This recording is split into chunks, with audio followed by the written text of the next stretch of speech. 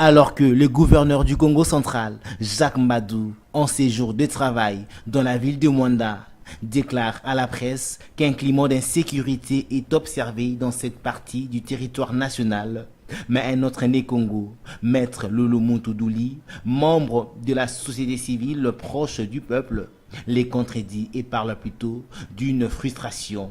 Frustration pourquoi? Il explique. Oui, nous avons aussi suivi le gouverneur de la province du Congo, Congo central, nous informait qu'il y avait une insécurité à Mwanda. Mais moi je viens de Mwanda, je vous rassure qu'à Mwanda, il n'y a pas tellement une insécurité. Il y avait l'insécurité qui opposait les rendis et les recrues au niveau de Kambaki. Mais depuis que le général Tango Fort est arrivé, il a essayé un peu de sécuriser la situation. Et puis aujourd'hui, on peut parler d'un certain calme qui s'observe. Mais dire qu'il y a une sécurité à Mwanda, c'est faux. Mais plutôt à Mwanda, il y a une frustration. Les gens ne sont pas contents. Là, il faut qu'on se le dise. Et il y a une frustration due aux mauvaise foi de certaines autorités de la place qui se prennent le luxe de soutenir les illégaux et les illégitimes.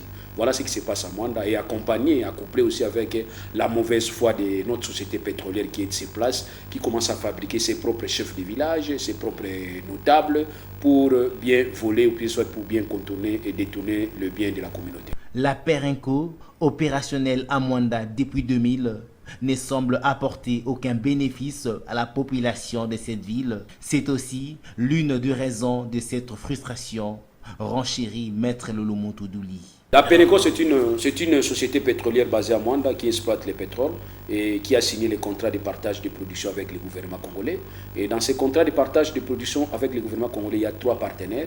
Nous avons l'État congolais, et nous avons la société pétrolière et aussi la population riveraine. Chacun a sa part de ce qu'il va gagner, c'est bien mentionné.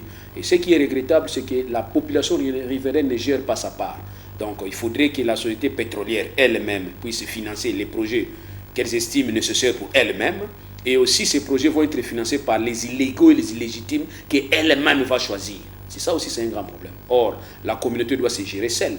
Je ne vois pas pourquoi est-ce que le ministre des hydrocarbures va encore renforcer le clou pour signer une circulaire qui va commencer à donner la responsabilité d'organiser des élections à l'administrateur du territoire, qui est l'État congolais, un parti au contrat, et aussi que ces élections soient supervisées par les sociétés pétrolières. C'est comme j'ai toujours dit, c'est comme si un chat qui va se permettre d'aller aiguiser une souris qui va se permettre d'aller aiguiser un chat au tribunal des souris. Donc vous allez vous rendre compte que cette souris-là, la mort va s'en suivre.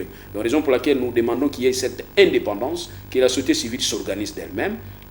Et ici, on parle plus des délégués que des candidats. Certainement, vous allez vous rendre compte vous-même, le ministre de l'Hydrocarbures est à Mwanda.